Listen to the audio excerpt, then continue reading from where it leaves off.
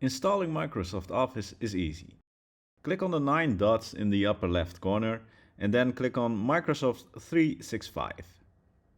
A new site will open and then click on Install Apps and choose Microsoft 365 Apps.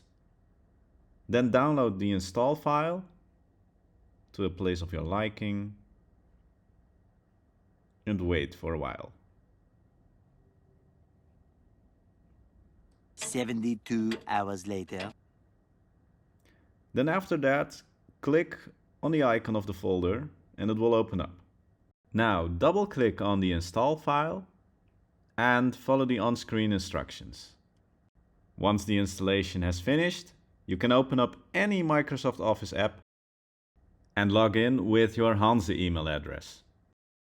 Now, as long as you have that email address, you will also have Microsoft Office completely for free.